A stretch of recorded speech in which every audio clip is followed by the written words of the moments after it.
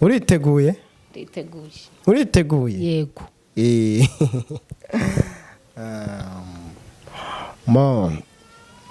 uwaguhuza na Satani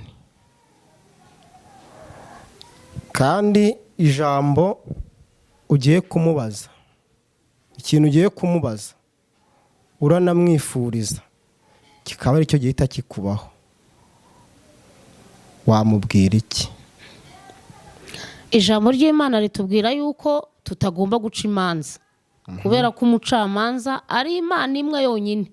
Hoya, nakubwiye nti uwaguhuza na Satani ukamubaza ikibazo kimwe kiri mu ijambo rimwe, kandi icyo kintu umubajije kikaba aricyo nawe gihita kikugirirwaho, cyangwa se icyo uramwifuriza nawe kigahita kikugirirwaho, ni ikihe kintu wamubwira? Ikintu uri bumubwire kirahita nawe kikubaho, cyangwa uramwifuriza kirahita nawe kikubaho. Ni iki kintu wamwifuriza? Satani yamaze gucirwaho iteka n'Imana, ategereje kurimbuka. Turabasuhuje ndetse tubahaye ikaze mwebwe mudahwema kudukurikira, mwe mudahwema kumva ubutumwa bwacu tunyuza ku muyoboro wacu wa YouTube witwa Kubaha Uwiteka TV. Uyu munsi rero ni umunsi mwiza, ni umunsi w'umugisha, ni umunsi Imana yavugiyeho ijambo rikomeye cyane ku bantu bayo. Ni umunsi Imana igomba gukiza abarwayi, ni umunsi Imana igomba gutangiraho umugisha, ni umunsi Imana igomba guhagarika ibibazo byose byari bikugarije. Ni umunsi mwiza, ni umunsi mwiza cyane. Aha rero kuri screen zacu murabona ko twagaruye ni wa mumama umwe watanze ubuhamya bw'ubushize. Uyu munsi rero nabwo yari afite ubundi buhamya ndetse n'inyigisho yari yatugejejeho. Ubwo turavuga tuti reka twongere tumuhamagare aze agaruke avuge ibindi byinshi, cyane ko harimo abantu benshi bamudusabye baramutwishyuza atazagaruka azagaruke. Rero twabonye icyifuzo cyanyu ari itegeko, duhita tumuzana. Nk'uko mumureba rero muramuzi, ariko n'ubundi yakongera kwivuga kugira ngo n'abantu baje bushya cyangwa se bakoze subscribe bushya bagire gute, bamubone, bamuvugishe. Mbega azabahana nimero wifuza kujya amuvugisha ajye amuvugisha. Rero tudatinze reka tumwakire, tumuhe ikaze, atangire nyine abibwira anakomerezaho. Murakoze. Nitwa Nyiranzabahimana Sophie, ndi umukristo wo muri ADEPR Gasave, ndi umuririmbyi muri korali Abakundwa na Yesu. Imana iduhane umugisha. Uyu munsi nabateguriye ijambo ry'Imana. Ngiye kuganira ku ijambo ry'Imana, ariko cyane cyane turibanda ku mutima. Tugiye kuganira ijambo ry'Imana rivuga ku mutima. Umutima ni iki? Umutima ni inyama iba mu gice cy'agatuza ku gihimba mu bice bigize umubiri w'umuntu. Iyo nyama Imana yiremanye ubushobozi n'ububasha bwo kubika ibintu mu gihe kirekire. Umutima kandi ni igice cy'umubiri kigira ukuri kose. Buriya ururimi rushobora kuvuga ibintu, ariko ibyo ururimi ruvuga akaba atari byo biri mu mutima. Uko ururimi ruvuga ariko n'umutima ukaba uri kuvuga ibindi bitandukanye n'ibyo umubiri uvuga. Umutima kandi ni igice kivuga, gishobora kuvuga. Imana yaremye umutima, iwuha ubushobozi bwo kuvuga. Umuntu ashobora kubwira mugenzi we adakoresheje ururimi, ahubwo agakora ibimenyetso, bityo amarangamutima agaragara ku bice by'umubiri bindi bitari akanwa, bikerekana icyo umutima washakaga kuvuga.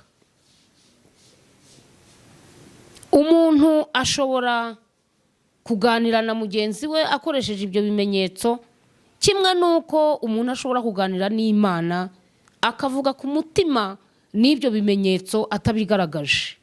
Umutima rero ufite ubushobozi bwo kuvuga. Umutima kandi ni igice gikomeye gifite ubushobozi bwo kubika amashusho wahawe n'amaso ndetse n'amagambo wahawe n'amatwi.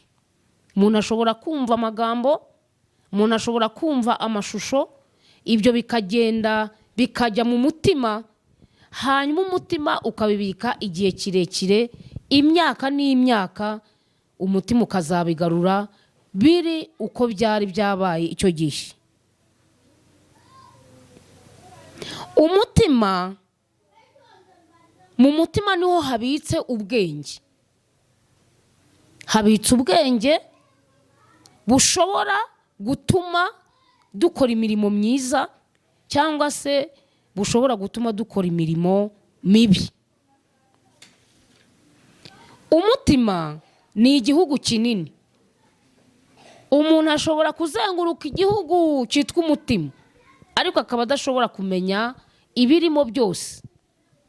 Imana yaremye iyi nyama yitwa umutima, iyihindura igihugu kinini kinini cyane, kandi muri uwo mutima niho habamo, hakorerwamo kubaha Imana, ni naho hakorerwamo ibibi byose. Abakorera Satani bakoresha umutima, ndetse n'abakorera Imana nabo bagakoresha umutima. Uyu mwanya rero ndashaka kubaganirira ku mutima urimo kamere y'ibyaha. Birumvikana habaho n'undi mutima urimo kamere y'ubugingo, ubugingo bw'umwuka wera, ubuzima bw'umwuka wera. Iyo kamere nayo iba mu mutima. Abantu bamwe bashobora kugira kamere y'umwuka wera, abandi bakagira kamere y'ibyaha. Uyu munsi rero tugiye kuganira ku mutima urimo kamere y'ibyaha. Kadufate Bibiliya zacu dusome amagambo yanditse muri Yakobo ibice 3 umurongo wa 14. Haravuga hati, ariko niba muhorana amakimbirane akaze mu mitima yanyu, mugahorana intonganya, ntimukabyiratane ngo mubeshyere ukuri.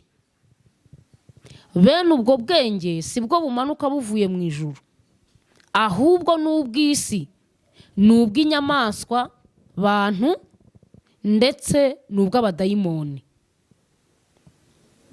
Mu mutima wuzuyemo kamere yo gukora ibyaha, habamo ibibi.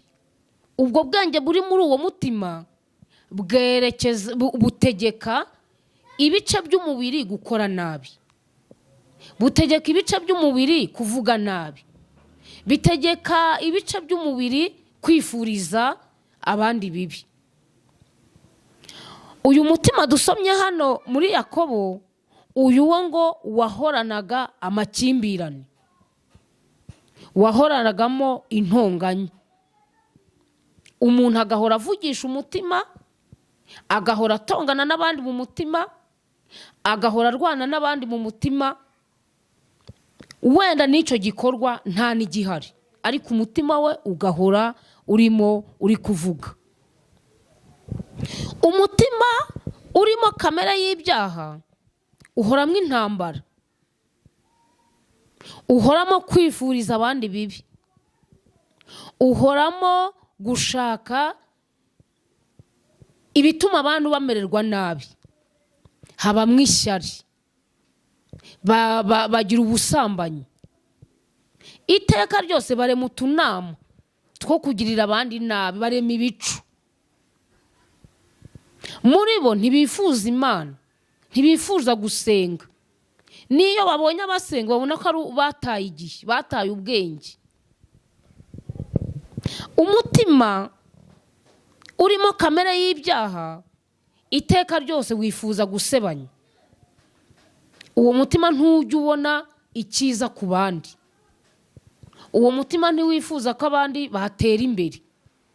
Niyo abonye hari umuntu uteye imbere wenda akarenga aho ari, we yumva abo ngabo atari bo byari bikwiye, ahumva kumva ibyiza ari we byakabaye biriho gusa. Uwo mutima uhora uca imanza. Uwo mutima uhora ukora ibimenyetso.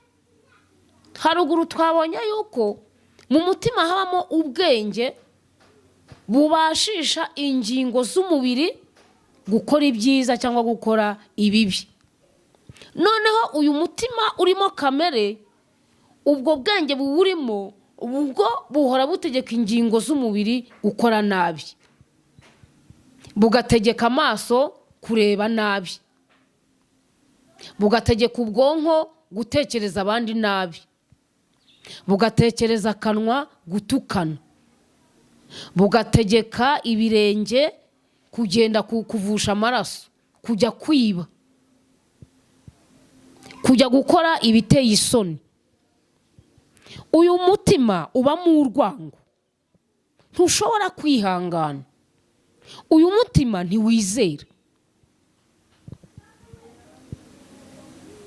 Imana ivuze mu ijambo ryayo yuko abameze batyo bafite ubwenge bw'isi, bafite ubwenge bw'abadayimoni, ndetse ngo mwene abo bantu bagaragara yuko nk'aho ari inyamaswa. Imana itugirire neza. Birashoboka ko umuntu yahinduka akava mu byo yari arimo.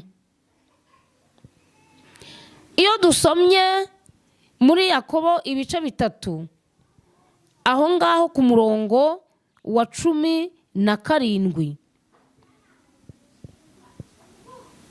haravuga ngo ubwo bwenge buva mu ijuru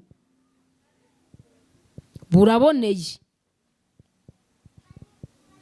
ni ubw'amahoro, ni ubw'ineza, bwemera kugirwa inama, bwuzuye imbabazi n'imbuto nziza, ntiburobanura ku butoni kandi ntibugira uburyarya.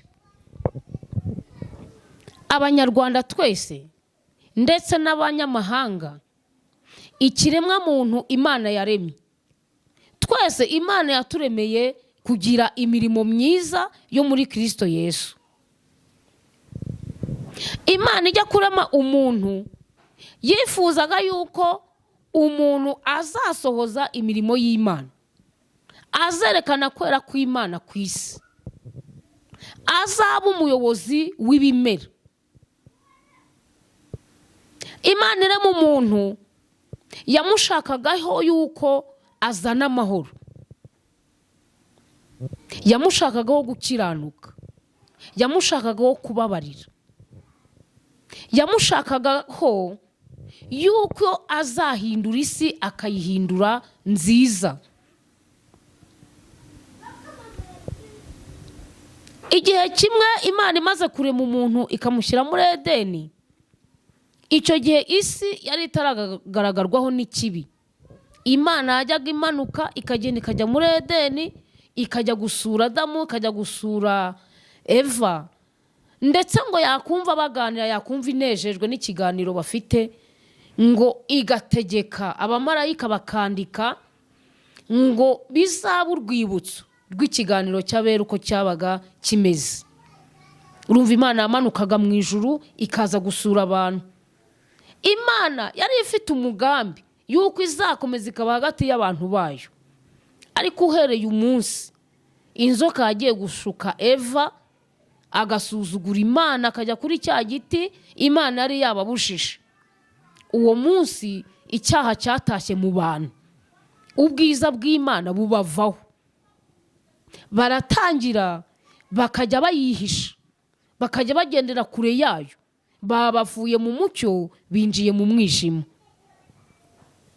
Wa mutima wari urimo ibyishimo, wari urimo kamere y'Imana, wari urimo kamere y'Umwuka Wera, uwo mutima urigendera, ahubwo hinjiramo kamere y'ibyaha. Nicyo cyatumye mu gihe gitoya Imana yirukana Adamu na Eva mu ngobyi ya Edeni, kandi bamaze kuhava nibwo Kayini yishe Abeli. Ibyaha by'ubwicanyi birinjira, inzangano zirinjira.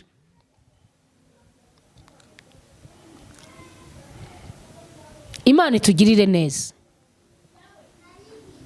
Iki gihe turimo ni igihe cyo kwitekerezaho, tukamenya yuko umuntu yaremwe kugira ngo ahe Imana agaciro, ahe mugenzi we agaciro. Tukamenya yuko Imana yaturemeye imirimo myiza yo gukiranuka yo muri Kristo Yesu. Iyo dusomye mu Baroma bice 2 duhereye ku murongo wa 7 tukageza ku wa 8, hari amagambo avuga ngo abashaka ubwiza n'icyubahiro babishakisha gukora ibyiza badacogora izabitura ubugingo buhoraho. Twese twari dukwiriye gushakisha ibyiza kandi tukabishakisha gukora ibyiza tudacogora. Iyo tugarutse hariya muri Yakobo ibice 3 ku murongo wa 1 wa 13 haravuga ngo ninde muri mwe w'umunyabwenge kandi w'umuhanga niyerekanishe ingeso nziza imirimo ye afite ubugwaneza no gukiranuka. Imana ishaka ko dukiranuka, Imana ishaka ko dukora ibyiza, Imana ishaka ko niba dushaka ubutunzi tubushakire mu nzira zikwiye. Imana ishaka ko tubana mu mahoro. Imana imaze kwitegereza abantu ivugira muri uyu mugabo witwa Yakobo, umukozi w'Imana, ku murongo wa 6 w'ibice byaho 4 aravuga ngo ariko nubwo bimeze bityo Imana irushaho kutugirira imbabazi. Imana iracyadufitiye imbabazi, Imana iracyadukunda, Imana idutegeye ibiganza. Irashaka ko abantu bahinduka bakava mu byo bagenderamo bibi. Imana irashaka ko abantu bezwa. Nicyo cyatumye itanga umwana wayo w'ikinege kugira ngo umuntu namwizera atarimbuka. Kubera ko uhereye umunsi inzoka yashutse icyaha cyinjiye mu bantu, urupfu rwinjira mu bantu, ibyago byinjira mu bantu. Ariko abari muri Kristo Yesu bo nta teka bazacirwaho. Imana irahamagarira abantu kuza kwinjira muri Kristo Yesu, kubera ko itegeko ry'umwuka w'ubugingo ryabatuye abemeye Yesu bose ububata bw'ibyaha n'urupfu. Imana irashaka yuko abantu bakira. Ku murongo wa 7 w'ibice 4 muri Yakobo haravuga ngo nuko rero mugandukira Imana murwanye Satani. Imana irashaka ko umuntu wese arwanya Satani. Imana irashaka ko twumvira Imana tugakora ibyo ishima. Imana irashaka yuko dukaraba imyanda ikatuvaho, kandi mu maraso ya Yesu harimo imbaraga zibasha gukuraho ibyaha byose bikazima. Mu mbaraga z'amaraso ya Yesu harimo gukira indwara. Mu mbaraga z'amaraso ya Yesu harimo kubaho ku iteka ryose. Mu mbaraga z'amaraso ya Yesu harimo ubugingo buhoraho.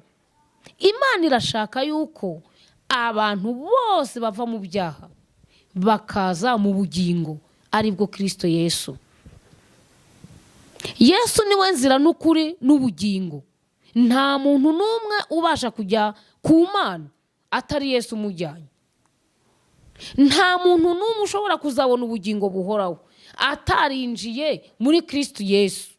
Amaraso ye yavuye ataramwogejeho ibyaha.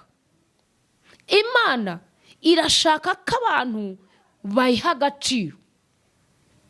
Imana irashaka ko abantu bongera kuyigarukira bakayihindukirira. Mwene data unyumva, uri hafi, uri kure, umukuru n'umuto, umwirabura n'umwera n'umuzungu, ijambo ry'Imana rirakubwira ngo hindukira. Hindukira. Mu kiganiro cy'ubushize twaganiriye ku magambo yerekana ukuntu umuntu ari inyenyeri yaka mu gihe ari muri Kristo Yesu, mu gihe ibyaha bitari mu bugingo bwe, mu gihe umutima we urimo ibyiza. Ngwino kwa Yesu. Ese urashaka kugaragara nk'inyenyeri? Urashaka kuba umucyo umurikira isi? Cyangwa urashaka kugaragara nk'umuntu wo mu mwijima? Umuntu wo mu mwijima, Bibiliya igaragaza yuko imbere y'Imana agaragara nk'inyamaswa, nk'uko twabisomye hano muri Yakobo, ngo abafite ubwenge bwa kamere y'ibyaha, ngo mwene ubwo bwenge ni ubw'isi, mwene ubwo bwenge ngo ni ubw'inyamaswa abantu. Ngwino kwa Yesu. Ngwino kwa Yesu. Ngwino wakira agakiza k'Imana. Imana iteze amaboko kandi yiteguye kukwakira. Reka dusenge Imana.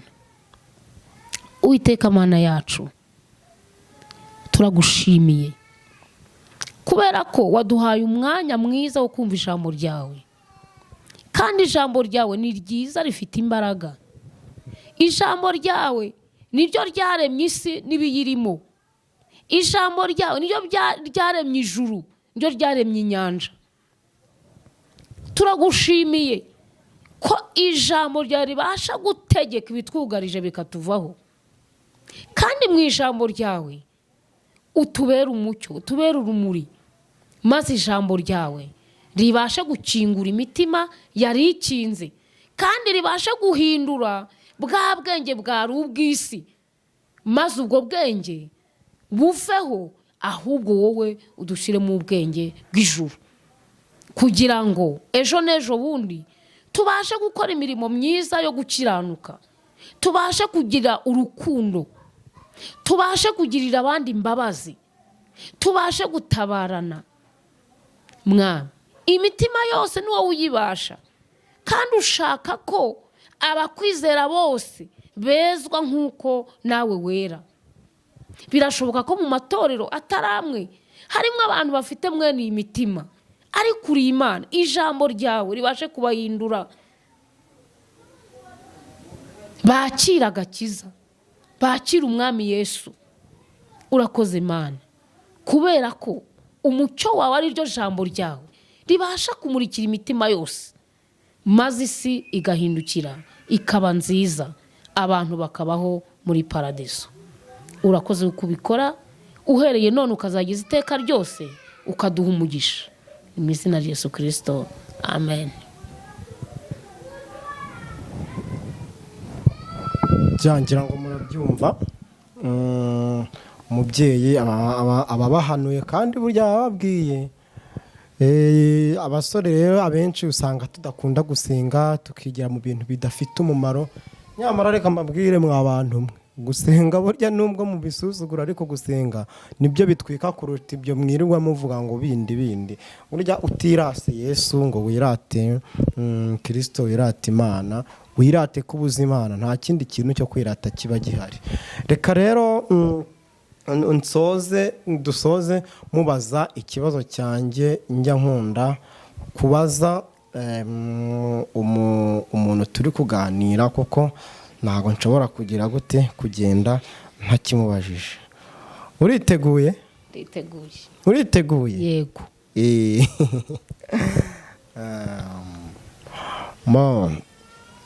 Uwaguhuza na Satani, kandi ijambo ugiye kumubaza, ikintu ugiye kumubaza uranamwifuriza kikaba ari cyo gihita kikubaho, wamubwira iki? ijambo ry'Imana ritubwira yuko tutagomba guca imanza kubera ko umucamanza ari Imana imwe yonyine. Hoya, nakubwiye nti uwaguhuza na Satani ukamubaza ikibazo kimwe kiri mu ijambo rimwe, kandi icyo kintu mubajije kikaba ari cyo nawe gihita kikugirirwaho, cyangwa se icyo uramwifuriza nawe kigahita kikugirirwaho, ni ikihe kintu wamubwira? Ikintu uri bumubwire kirahita nawe kikubaho, cyangwa uramwifuriza kirahita nawe kikubaho. Ni iki kintu wamwifuriza? Satani yamaze gucirwaho iteka n'Imana, ategereje kurimbuka.